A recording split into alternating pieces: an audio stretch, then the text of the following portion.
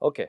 So after understanding the ultrasound wave equation, right, we reduced three dimension to essentially a 1D propagation, and in that we talked about interaction of this wave with the material medium, right. Namely, the important interactions that we captured were reflection coefficient, transmission coefficient, angle of incidence, angle of reflection, right.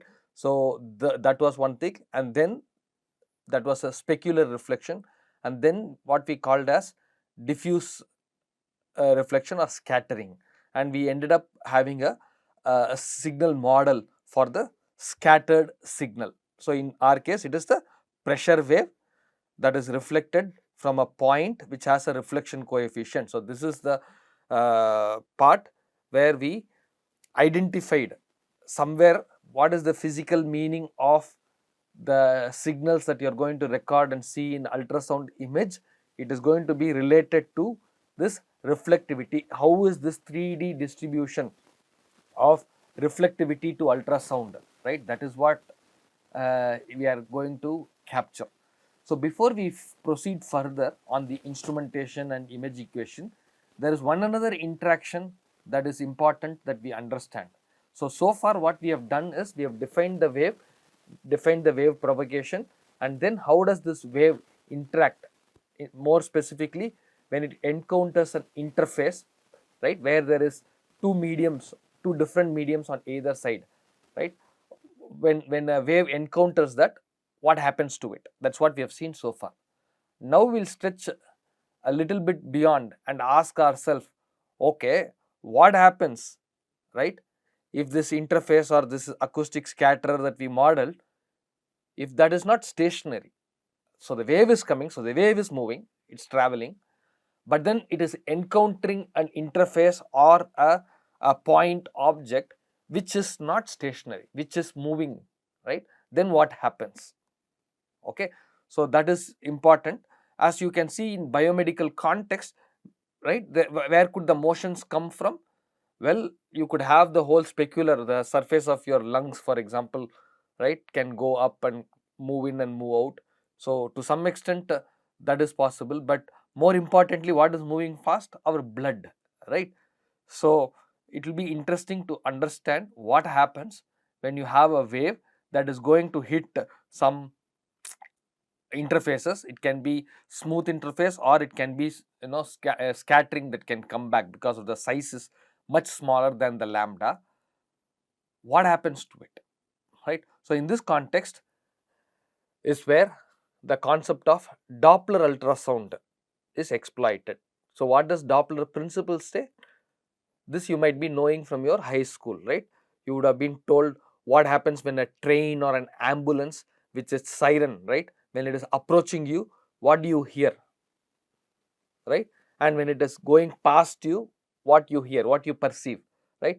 Beyond just the loudness that is getting increased as it approaches, right, there is this frequency, there is a shrillness that will also happen. So if the vehicle, the sound source, right, the siren is on top of a vehicle, so the vehicle is moving, you are a stationary observer, so there is a relative motion between the observer and the source. Okay, in such a case you would have been introduced this concept of doppler principle, which says, oh, when you do that, your the frequency shift, right? So there is a pitch that is different, what you hear, the shrillness is different. So the change in frequency is proportional to the velocity, the relative velocity. This is what you would have vaguely remember from your high school. Typical examples of a train which is blowing horn, or a siren in an ambulance, where there is a relative motion between the source and the observer, is something that you would have been familiar with. So the same principle when applied to ultrasound signal, not sound signal, that right, the examples that we gave, when it is done to ultrasound signal, which is not a big deal, only the frequency range is different, right, then that is what is called, that aspect is called doppler ultrasound, which is exploited mostly for moving objects. What is moving objects? Mostly it is blood. Okay, So waves reflected from moving scatterers are shifted in frequency, and the more important thing is that frequency is proportional, the amount is proportional to the velocity of the scattering object. So in simple idea, if I can engineer, I can send a sound wave with certain frequency, right? I send an ultrasound wave with a certain frequency. If I can receive an ultrasound wave that is getting reflected from an object, right, and that object is moving with a velocity, so I can have some ways and means to know what is my receive frequency, I can know what is my transmitted frequency. So the difference between them is proportional to the velocity, right? So if I can measure this, then somehow I can get an idea of an object that is moving with a velocity v. Okay, this is cool, right? I can sit outside, send a frequency in, receive a frequency, analyze the frequency and tell that something is moving with certain velocity. In our case, it is going to be blood mostly, right? So it is very cool, neat principle that is exploited here. So what we will do is, we'll take a very rudimentary approach, just at a very two-step process, right? We will just try to understand what this proportionality constant is, right? It is proportional. So we'll have to set up our problem and quickly recognize what the proportionality constant is. Okay. So let's take a situation. This is very similar to what we started before, right? When wave interaction with the medium. So you have a plane wave that is traveling, right? A plane wave is traveling. Only thing is, instead of an interface that was stationary, I have replaced that with some object which is moving. So in other words, you have a boundary that is moving. Okay. So that is the only difference. Otherwise, you see that these are the plane wave fronts. When it is coming, the other one is the plane wave front that is coming back. So you're going to have reflection, right? And so you have an angle of incidence, you have an angle of reception, right? Incident, angle of reflection, and then you have your wavelength of the incoming, right, the source, and there is a wavelength with which these waves are going after getting reflected.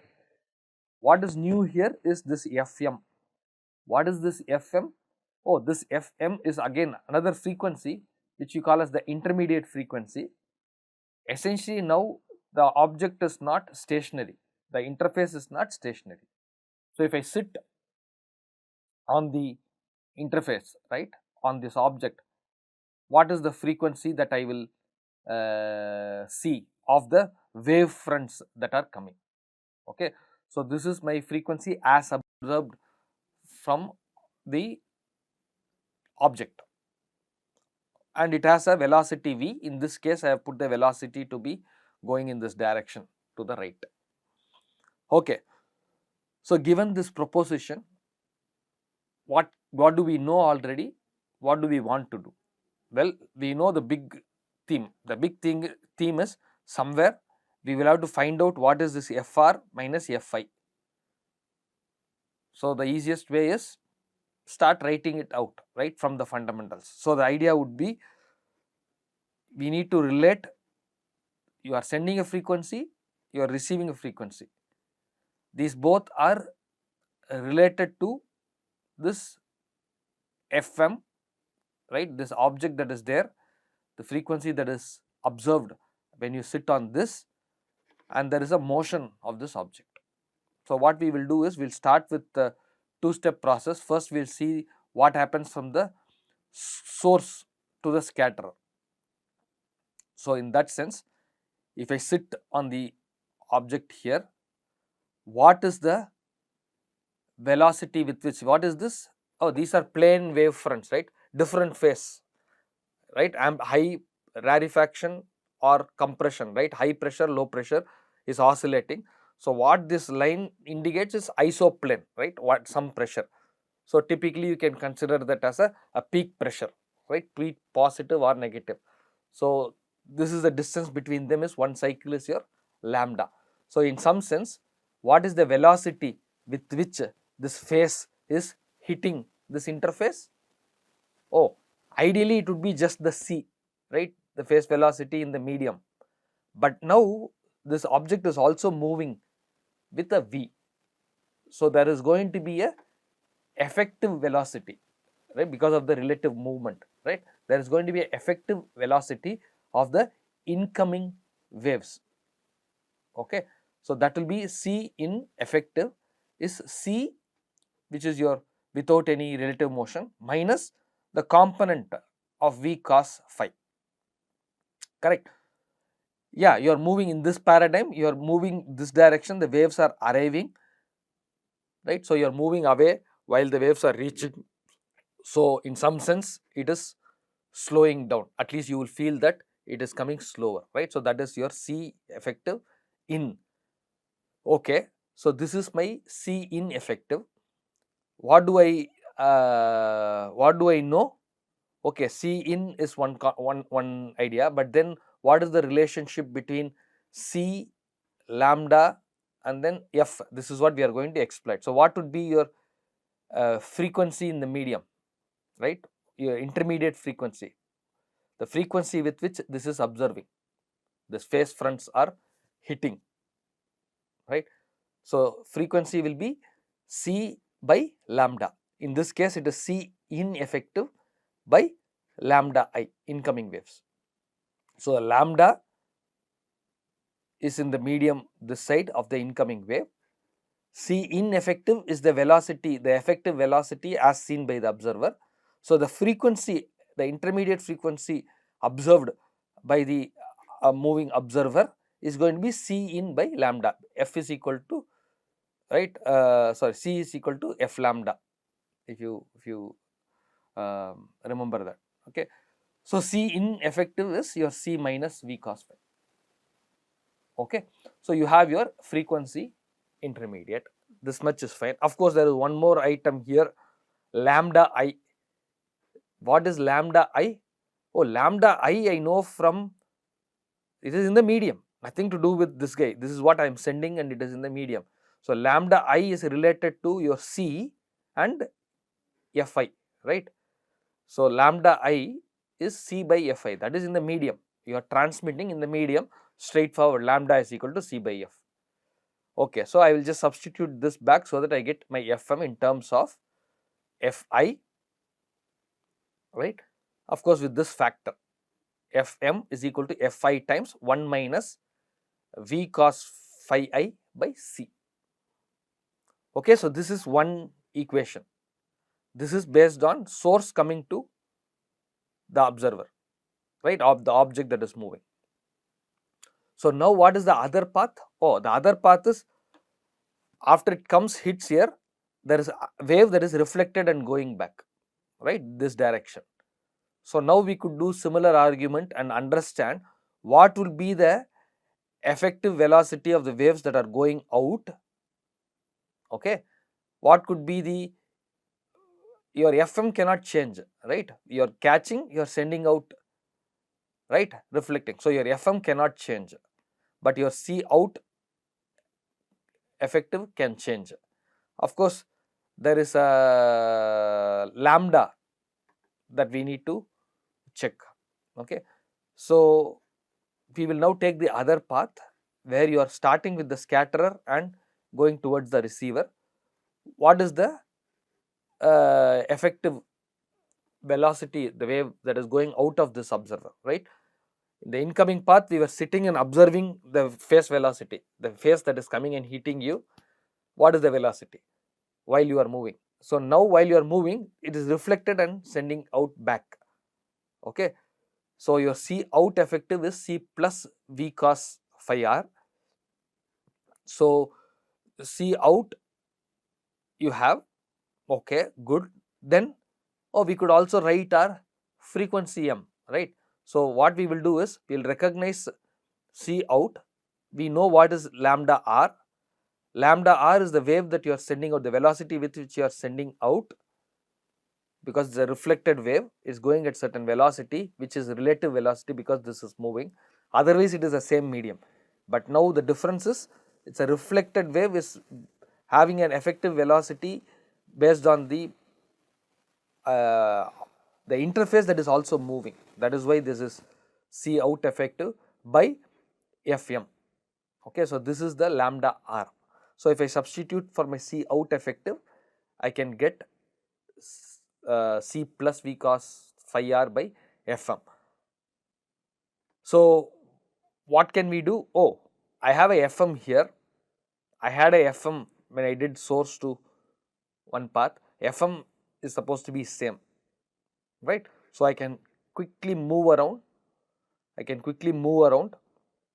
So your Fr is equal to C by lambda r, right? Fr is C by lambda r, but then I can substitute for my lambda r, right? If I substitute for my lambda r, and then here there is a C, right? There is a C here. So you can make that 1 plus V cos phi r by C. This becomes your second equation. So you notice that from here you can have Fm is equal to Fr times 1 plus V cos phi r by C. So from equation 1 and equation 2 if you combine, right, because you have Fm in both, so you can eliminate Fm and relate Fi and Fr. So Fr is equal to, which is our objective, right? In fact, this is not our objective. Objective is we have to get to Fi minus Fr, but at least we are now in terms of Fi and Fr. This intermediate frequency is gone. So Fr is equal to Fi times this guy. So quickly what we need to do is, this is good, but then you have 1 minus by 1 plus a fraction. What is this fraction? Oh, you have some V cos, so velocity component of this moving object, moving interface with the C. C is your velocity of, phase velocity is your velocity with which the speed is sound is moving. So for most cases you will realize that V is much smaller than your C.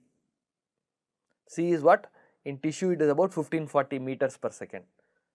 So if you contextualize, in human body, blood, even in iota where you have you are talking about 30-40 centimeters per second. So V is much smaller than C. What that helps us do is, you have this 1 minus a fraction by 1 plus a fraction. We can try to make use of this fact that V is much smaller than C, and therefore we can retain only the first order terms. So we can write Fr is equal to Fi times 1 minus V cos phi I by C minus V cos phi r by C. Okay. So quickly from here you can see that we are slowly getting to where we want. What we want? Fr minus Fi. Fr minus Fi is your Doppler shifted frequency. Doppler shifted frequency is Fr minus Fi is going to be this V cos, right? V by C cos of phi I plus cos of phi r times Fi. Okay, very interesting situation. Okay, so now what we will do is, we will pretend, oh, phi I equal to phi r. Okay, if that is the case, let them be equal to some theta, for example, right? Phi I equal to approximately equal to phi r equal to theta. If you do that, you get this equation. What is this saying? This is saying the Doppler shifted proportional to V. That's what we started out, right? Oh, here you see Fr minus Fi is your Fd, is proportional to V. Of course, you have few other terms here. So you have your cos theta, because it depends on the angle relative orientations, and your speed of sound C. More interestingly, it is also dependent on Fi. Okay, what that tells you is, if I want to increase the shifted frequency, the Doppler frequency, Doppler shifted frequency, I can also increase my Fi. Okay, so this itself is not a big deal. So I can increase my Doppler shifted frequency if I increase my Fi. So shift is proportional to Fi. So higher the Fi, larger is the Fd. But notice, however, that this part, right, this part is not dependent on the frequencies. It depends on only on the velocity and the speed of sound. So in some sense, the percentage change is independent of your Fi. Okay. So the percentage change is independent of your Fi. So of course you see a negative sign here, right. So it depends. So it depends on the frequency. The direction of V is changed. If the so here what we started is velocity is in this direction. What happens if the velocity is, if the interface is moving towards the source, right. So this negative sign or positive sign depends on whether the object or the scatterer is moving towards the source or away from the source, right. So typically you will notice that it will be color coded, right. So when blood in biomedical ultrasound, when you have Doppler to visualize blood flow, then if it is a red color blood flow which is positive, that means the blood is flowing towards the transducer. When you get a negative velocity, that means it is moving away from the transducer. That will be coded in blue. Okay. So that is just a sign convention. Okay.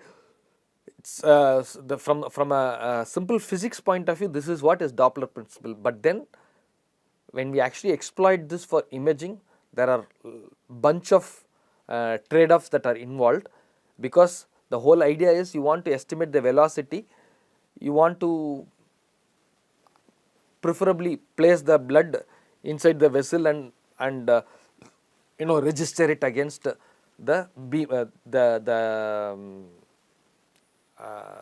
structural image, right, of the organ. So where is that vessel? Inside the vessel something is flowing.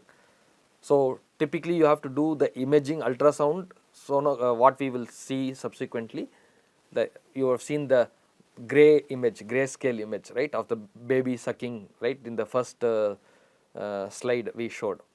So typical ultrasound image, on top of it you will show where the velocity is happening. So in some sense it is little more complicated from an instrumentation point of view, because this is an add-on to the structural image. So we will leave the physics right now, we will jump on to the instrumentation. So with this we will complete the physics of ultrasound, in fact slightly different from the textbook approach, where the subsequent topic of beam forming, beam pattern is discussed in the text. I would like to treat it slightly differently, leave it here, leave the physics here, jump to instrumentation, and in the context of instrumentation we will talk about the signal, right, the beam pattern that is covered. So we will quickly move on to the instrumentation aspect of ultrasound. So a schematic of ultrasound system is as shown here. What is important to notice is there are several different blocks, okay, in the spirit of keeping this to an introductory level, right. In all of these pieces, each of the block there are intricacies, and then how you combine them is going to dictate the various trade-offs that are involved. For simplicity, we will kind of tick on only on the major components here. So there is this transducer. So the idea is you have to generate an ultrasound wave, send it, and then perhaps receive. So the source and the detector, right, similar thing, X-ray tube and the detector. So like that, this is a major guy. So transducer, as we will see, is an important aspect because it is generating the sound waves and also receiving the sound waves, ultrasound waves. After that, it's all about converting it into some sequencing. Again, we'll talk about beamformer as well to some extent. What we will not talk about is all the scan conversion, ADC, post processing, display, all this will go little light. Okay, this is an important aspect here. This along with beamformer This part is a very important aspect which connects your physics and what you are going to get in the image, the quality of image and the image itself, the different types of image that you can get. So, we will try to give a very bird's eye view on this big picture, but focus little bit more on the major components. Okay. So, with that we will start with the transducers. So, the idea is, okay, I want to generate the sound waves, send it into the body and receive the sound waves. Okay. So, transducer is something that just converts energy from one form to other, right. But in our case, what do we want? I want to send pressure waves into the body.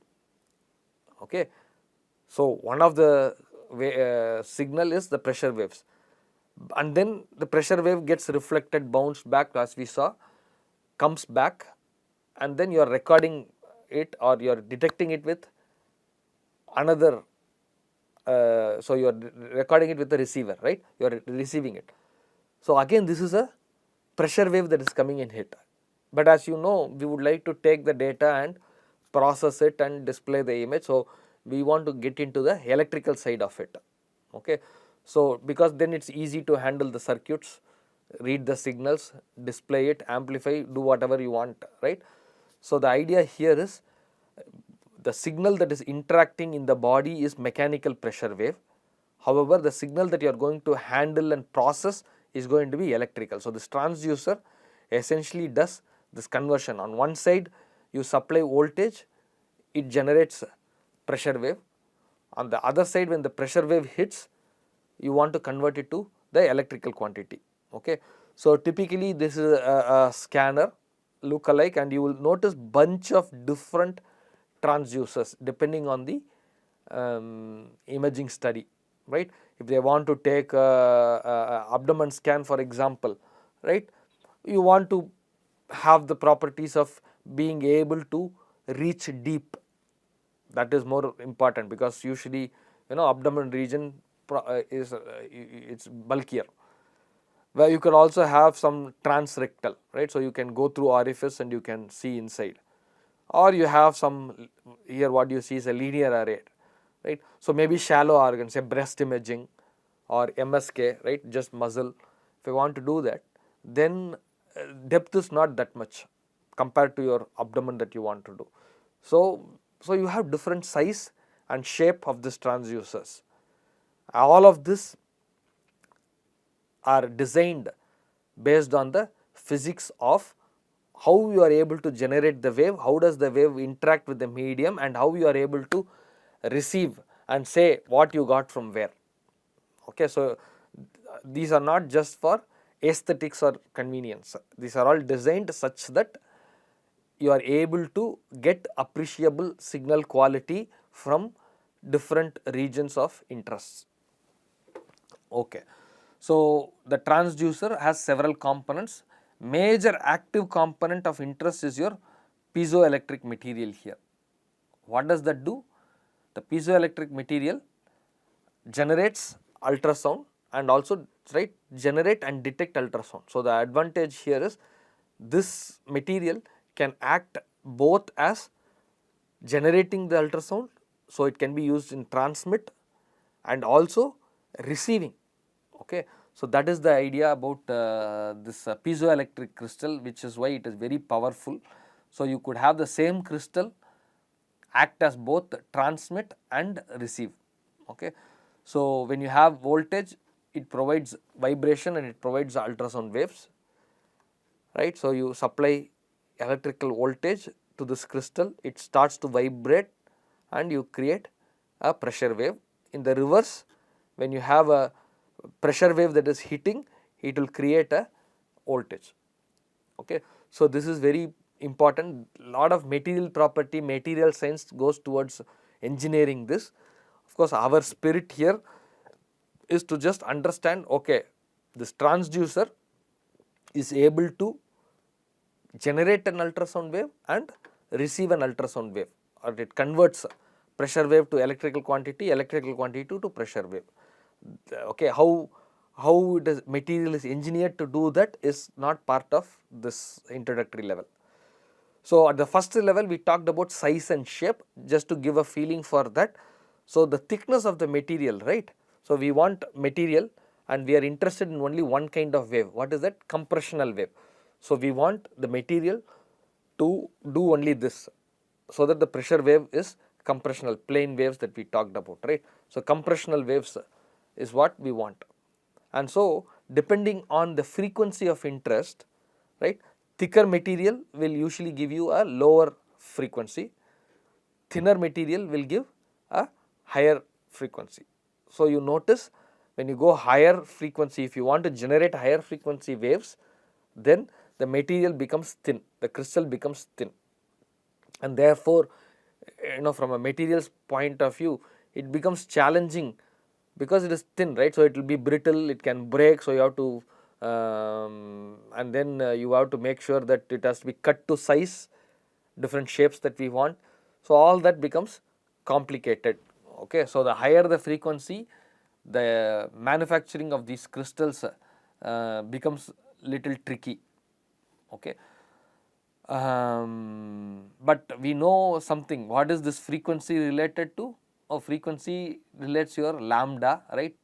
Some c and then lambda, and we already passingly mentioned this lambda is an important parameter, right? You want the wavelength is related to resolution. So higher the frequency, lower will be the lambda, and so better will be the resolution. But then you notice the challenge also is coming. So we'll just identify that and leave it at that, because we are not going to go into the depth of how to engineer this material. So you have several different materials available. By far PZT, right, is one that is used. You have PVDF, polyvinylene difluorine, but then that is a very sensitive material, and so usually what happens is this is used for calibrating transducers that are used in clinical application. Okay, so PZT is more efficient in converting. So this conversion efficiency is important, and therefore PZT is kind of popularly used. So some of the key terms when you talk about transducer that you will encounter is this resonant frequency. What is this resonant frequency? Or if you excite, you have the best frequency, right? Your frequency response will be high at certain frequency. What is that? That is your resonant frequency, which is C by 2D. D is the thickness. So now you kind of see we said thicker the crystal, smaller is the frequency. So this is the connecting relation. F is equal to C by 2D. Of course, this has to do with the mode of propagation, the crystal, the stress strain of this crystal, all that we are not really going in depth. Okay, so we have engineered this crystal predominantly to do only this vibration in one mode, which is your thickness mode, and therefore your resonant frequency can be specified by changing the thickness of the crystal. So practical systems you get in this range of 1 to 20 megahertz. Of course, you really do not just introduce this. We will usually damp it so that you have about 3 to 5 cycles that go in. Okay. So this is the pressure wave that is introduced into the body. So what is our objective? Our objective is to create this plane waves that we talked about, right? You want, so when you have this dimension, so thickness is one dimension. What is the other dimension? The size, right? So thickness is one dimension. The other dimension is your, say for example, if thickness, if you call it in z direction, because that's how we have been using, then your xy is the other dimension. So when diameter d, right, of the surface is much larger than your d, that is your surface area is more than your thickness, right, longitudinal waves are transmitted into the body. So these are kind of engineering the crystal so that you predominantly get a compressional wave that can be sent into the body. This wave has to be sent into the body. So the condition in which, so you can cut this crystal, thickness is one direction, The other dimensions you can cut it to a disc or a rectangle. It can be a circular or a rectangular, right. You can have either a flat surface or concave surfaces. We'll talk about that as we go along. So essentially what you have is, you apply electrodes, right, you applied electric, you get displacements. So this is very routinely used, this piezoelectric effect is routinely used in different fields, right, in different applications, but we will consider it from our frequency range that is of interest here, which is going to be in megahertz. So we will just appreciate that this is a good crystal, that this crystal is providing us with the ability to generate the compressional wave of a desirable frequency, and also has the ability to detect this compressional wave and convert it to electrical signal with a reasonable efficiency, right. The conversion loss from one form to other is still not too much that it makes it useless. Okay. So we will do that. Okay, crystal was there. There is one another that was there in front, just outside the crystal. We saw what is called as matching layer. So here we kind of talked about this little bit. So the crystal is going to generate the wave, right. How do I send it into the body? Remember we talked about when you have to send it into the body, if there is air here, we talked about impedance mismatch. So first thing is the crystal can generate, but what is generated has to come out, right. So what you have is called as a matching layer. What does it match? Remember, impedance. So it has to match the impedance. So this matching helps in efficient transfer of sound waves from the transducer into the tissue, that is when you transmit. It is also true the other way, right. When the sound is getting reflected from inside the organs and it comes back, it has to leave the skin. If air is there, it won't leave the skin, it will go back in, right. So you need this matching layer to reduce the impedance mismatch. Okay. So your PZT, so Z here is your impedance, right, not the zirconium Z that you have here. So Z is about 15 times of Z of skin. So naturally, placing the crystal directly over skin would result in large reflection. Okay. So we will not, so you need a matching layer for that. In fact, after having the matching layer also, we talked about putting a gel and then placing it. Okay. So that is to really make sure that you are matched and you have sent out the trace of air that may come between the matching layer surface and the skin surface. You do not want air to come in that layer. Okay. So we put gel on top of this matching layer. Okay. So you have your transducer, this is your tissue, and so you need to have, in between them you need to have some matching, okay, so that it goes efficiently into the tissue, otherwise everything will come back. Okay. So this matching layer is usually a quarter wavelength, and of course we talked about this distance, right, thickness related to frequency. So clearly this matching layer also, when you say quarter wavelength, that means if you have one frequency, you have one wavelength. So it is probably efficient only for that particular frequency. In reality, you will know we have wide bandwidth signals. So you may have multiple layers. Okay. So when you have multiple layers, they engineer the Z effective, right. You have multiple layers, matching layers. So you kind of match it, and they have some design constraints. So you can get your effective to be square root of what is your tissue impedance and layer. Okay.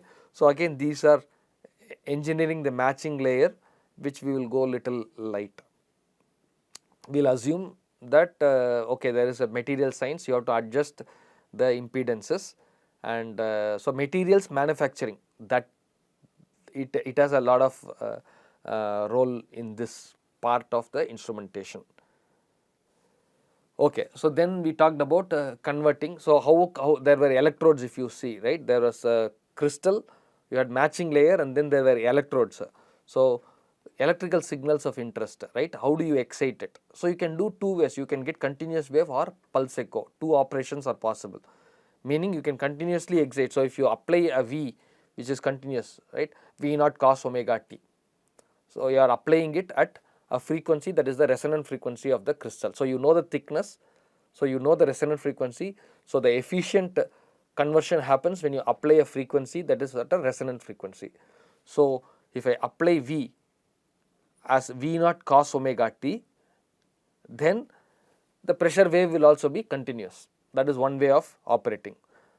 But predominantly all of the imaging scanners that you will see actually work based on pulsed ultrasound.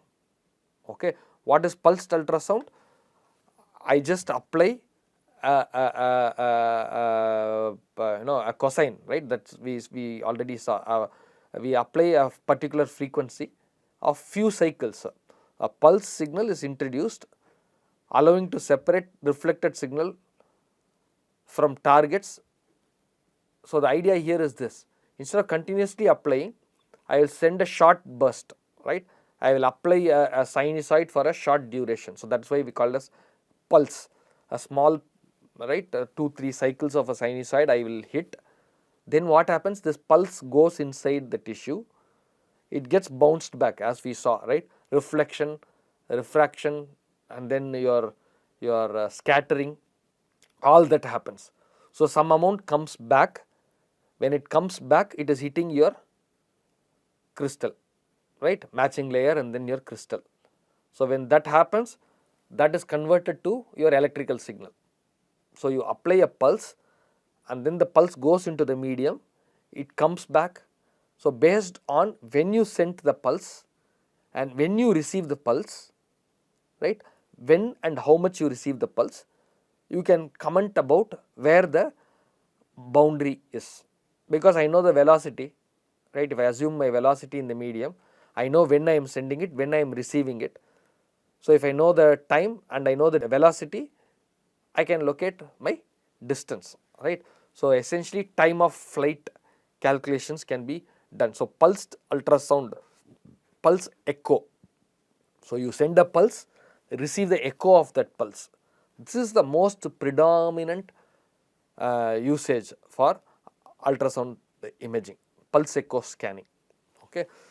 So going forward, we will focus more on the pulsed ultrasound. We will just leave continuous wave as is. Now, I mean, some of the typical applications that you will see, that we saw Doppler, for example, right? So you do this if you have gone for a if you have gone or had a chance to go with somebody else, you would have when they are pregnant, when they go for a checkup, right? They will have a instrument which is an ultrasound instrument. They move it around the tummy and suddenly the fetal, right, if it is pumping, so you could start to hear. So essentially what happens is it is a continuous wave. They move around and because of the Doppler principle, you hear a shifted Doppler frequency. It turns out that the Doppler shift is in the audible range and therefore they use that. So continuous wave is useful, but predominantly for imaging purpose we use pulsed mode. Okay. So when we talk about transmit pulse, this is a typical transmit pulse shape that you have. So 5 megahertz transducer pulse. So this is what is created.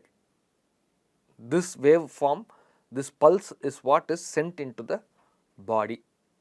Okay. So a short burst, a few microseconds length here, right? So this is what is sent into the body, and then you start to listen to the echoes, and the problem proposition is simple. Based on the echoes, how much I am getting, can I say where is that interface, where is that scatterer? Okay. So in some sense it's very simple. I send a pulse in, I get a echo back. Based on the echo and this information of when I sent it and how much and where how much and after how long I am receiving the echo, I have to say where is that R, where is that reflectivity, that scatter, right, where is that, or the interface, where is that, okay. So that is your transmit pulse. An important aspect here, like I keep saying, we'll kind of recognize it here as well, because we talked about this pulse. Remember, we already talked about this lambda, and I said it is related to the resolution. So in here, what is your resolution? Resolution is the ability to resolve two things. In our case, what is this two? Oh, spatially separated interfaces, right. So I have two interfaces. Can I separate using this pulse the two interfaces as being two different separated by a distance, right? What is the minimum distance that you should have, so that this pulse, I can tease out from the pulse that the echo 1 is from interface 1, echo 2 is from interface 2, okay. So clearly you have this pulse, it is getting reflected, right. This is echo 1, it is getting reflected, this is your echo 2. Of course, echo 1 and echo 2 are separated in time because the interfaces are separated in distance, right. So if you do that, you are receiving this echo. So now your objective is, from this received echo waveform, which you get continuously with the time, right, you have to say whether these two are coming from two different interfaces. So clearly you can see that this ability to resolve these two interfaces depends on the length of this echo, the length of this pulse that you are sending, right. So pulse length, your axial resolution in ultrasound, axial or the direction along the depth, right, your compressional wave, so the wave propagation direction, that is called as axial. So pulse length directly is dependent on your resolution, is directly dependent on your pulse length, which you can, at the limit, you can think about sending a pulse only one cycle, so your lambda. So typically it is q lambda by 4. Q, essentially you can consider that as a quality factor that determines your shape, right, that incorporates your shape, okay. So now you see vividly that when you use pulse ultrasound, pulse echo paradigm, this wavelength is a big deal, that determines your resolution, axial resolution, okay. So let's move on.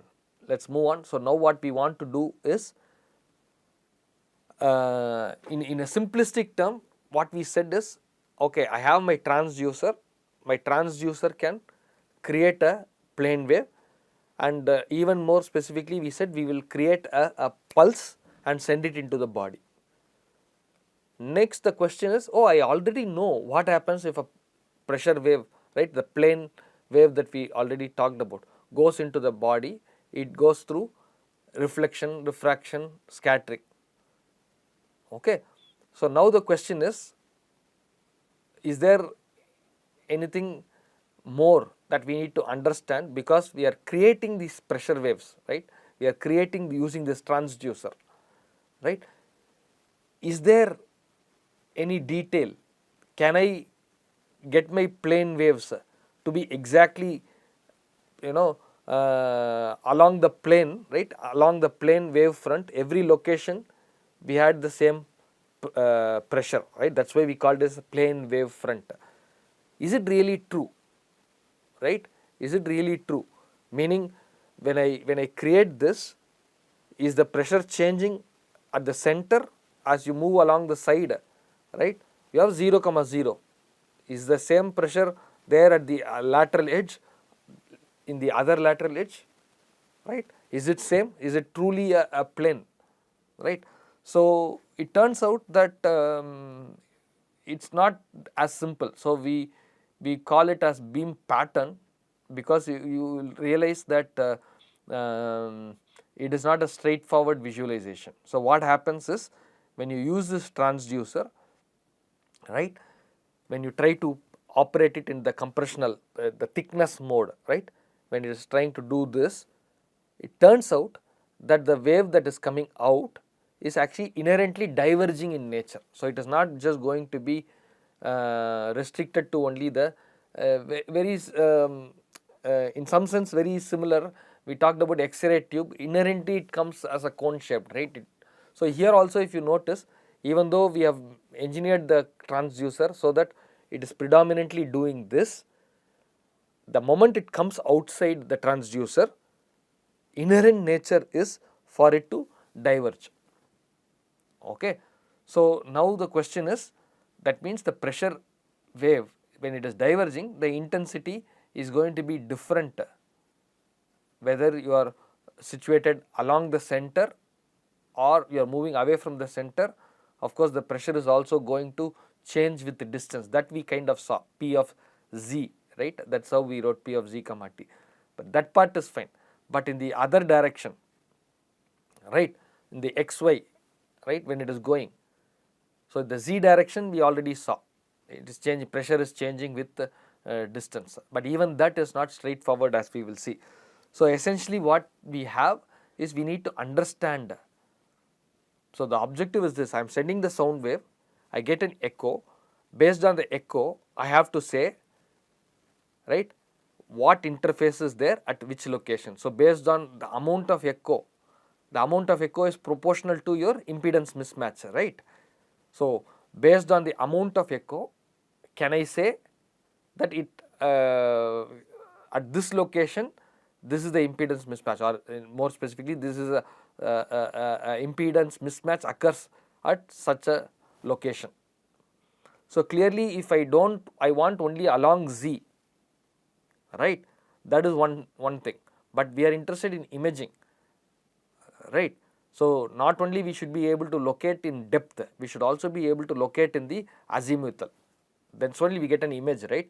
If you look at the image, typically you have a depth direction, so skin will be at the top, you have a depth, and then you have the lateral width. So if I pay attention, what we have done is P of z comma t, z is only depth direction, but I want to do imaging. So I want to not only say that, oh, there is an obstruction, there is an object situated at 5 centimeters from the skin, that alone is not sufficient. I should be able to say, oh, it is situated 5 centimeters from skin and 4 millimeters to the left of the center. I should be able to say that, right? In that context, the transducer is generating the pressure wave, but then it is generating this 3-dimensional wave, right? It has a and it is also spreading. So now the question is, how do I describe this beam pattern? How do I capture this beam pattern? Because once I can capture what pressure is going, what is the pressure distribution, then I know what I am going to get. What I am going to get is this pressure into the reflectivity, right? That is what I am going to get back. Your R, reflection coefficient, incident times the reflection coefficient is what you are going to get. So what is incident, right? It is not one. So the incident could be a change, it could change over the area, it could change over the volume. So we need to be describing that. So in order to do that at the first level, roughly this is what you see. There is a geometric region. So depends on, so there are key terms that we will encounter. So what we will have, what is called as a near field or Fresnel region. So essentially what it is you have your thickness mode, right, of your crystal. It is sending out pressure wave, it is doing this, but then after some distance it starts to spread out, widen, right. So the region over which it is still holding on, right, is your geometric region, which is your and then you have what is called as a near field, near to the transducer. You can clearly see, the idea is the farther you go from the transducer, more diverging it becomes. So how much, so some context of whether you are near to the transducer or far away from the transducer is having an effect on the pressure field that each location is going to experience. So you can see here there is a lot of fluctuations. So in the near field you can see there is a lot of fluctuation, but it is not wider than your transducer width. Whereas when you go far field, far away from the transducer, you see the intensity is smoother, right? It more near the center. As you go away from the center, the intensity of the pressure is reducing, right? But it is wider. It becomes wider region. Okay, so there are the behavior of the beam is different, whether it is close to the transducer or which is near field, Fresnel region, or Fraunhofer region or far field. So also it depends on the type, the shape of the crystal. The thickness controls the frequency, the shape controls your beam pattern. So if it's a circular transducer, it turns out that you can retain this geometry, right? You can, geometric region can maintain as d square by 4 lambda. So it can retain before the divergence kicks in, before the width is greater than your d, right? This is the length over which z is your this direction, right? Z is this direction. So depth over which you can have this divergence less than your d, your aperture size or your crystal dimension, right? That is your a square by lambda, I mean d square by 4 lambda. This is radius, so ignore. D is the diameter, so d square by 4 lambda. So if it is going to be rectangular geometry, then you can have, so rectangular transducer, you can have d square by 2 lambda. So the textbook goes on to deal with rectangular transducer, right? What we will do is we will now kind of orient ourselves, relate back to the textbook chapter on imaging. So the chapter on instrumentation, we started with the instrumentation, but then this is probably a point where we understood the transducer is going to create this wave, but when you create this ultrasound wave, when it comes out, it is not going to be nice, well behaved, just wave which is going in one, only along the depth. It is going to spread out. So now we will talk about how it spreads out and what happens to the wave when you use this transducer. Then we will come back to, okay, now I understand the wave, how it diverges. So what happens if that hits my scatterer, so my object that is a distribution of reflectivity, what is the echo I am getting, and therefore our imaging equation and image reconstruction. That part we will get. Okay, so we will stop here with the beam pattern. We will continue further. We have what is called as width, right? This is, so you have one direction along z, which is your direction of depth. We talked about axial resolution. So what is the importance, or why is it important to understand this beam that is spreading out, or the beam width in the other direction? Because we are interested in imaging, right? We want to do imaging. That means along the depth you will be able to separate two interfaces, as we saw using the axial resolution capability. But then what about two objects that are in the lateral direction, right, along the width? How do you separate? Oh, now you see that there is to be, the idea is this is spreading out. If this is spreading out, then there is going to be a challenge in saying, right, the lateral direction, how two objects can come close together. So the idea of axial resolution is related to the pulse length, but the idea of lateral resolution is going to be dictated by your beam width. Okay, so lateral resolution is roughly equal to your beam width, which is in the near field, like we saw before it starts to diverge, your dimension d is there. So okay, so when you have a transducer and you want to do an imaging, you are going to, this is only one direction, depth direction. So I should be able to move it in the other direction, right? Only then I can get an image. Okay, so x comma z, I can get my image plane as x comma z, for example, based on the x that is written here, right? So if this is the case, then I need to have as narrow a beam as possible, right? Only then when I move in x direction I can have good resolution. So the idea about this beam width, right? So you have pressure, this is in the lateral direction, x direction. So if I have two transducers, notice here the right one is able to resolve better because its beam width, beam spread is less. So beam width is an important parameter. So when you come close together, this starts to blend in. Here you completely lose in the lateral direction, right? Whereas in transducer A, right, some example A, which has less spread, the beam width is less, right? So here, right, this is what we are plotting.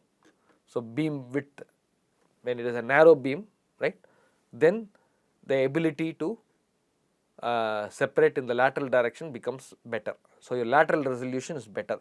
So clearly you can see that the dimension of your aperture, D is what? D is your transducer aperture. So your dimension of your aperture plays a role in the lateral resolution. In the axial resolution, it is the pulse length. Okay. So therefore it becomes very important to understand about this beam width. So beam pattern, we want to understand how we can shape the beam so that it can have as narrow a beam width as possible. Okay, that is going to be your beam pattern. Just a overview slide.